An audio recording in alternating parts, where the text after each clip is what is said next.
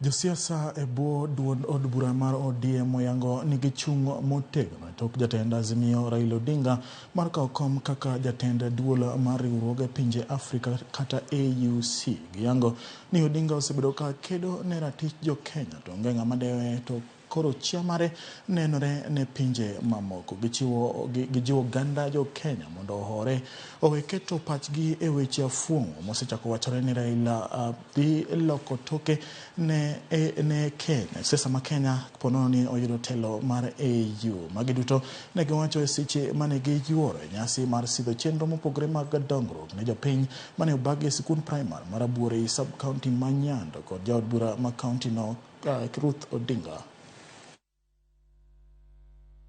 We want to commit from the hallowed grounds of Nyando that we stand with you in your quest to take the position of the chair of the African Union.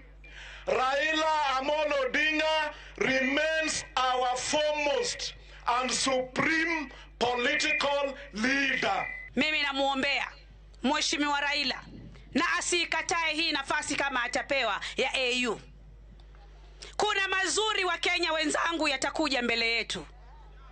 Kama sisi wa Kenya hatukuweza kutambua uongozi wa Raila Amolo Odinga, basi Mwenyezi Mungu ana mahali pazuri amemchagulia na tunapaona ndiyo pale mbele yetu. Giwacho ni kakoro wuko dhi AU ni tokoro gifuongore nade kora penji ni ka Yesu mano dhi polo to podwa go chongwa kanisa Raila to rawo mana machiegni African country ka to dhi loso to wan mana kode piny ka pok odhi e polo ng'ato nyisa ni chamo thoko so imara ndalo moko nitie mane Raila Odinga no dhi mna Germany ka ai to dhi mna US kae dinoko nduru maje ni baba wali wara we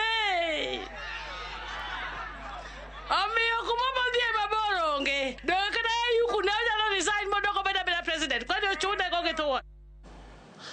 Moko kuom jotelo mawuok e kaunti ma Narok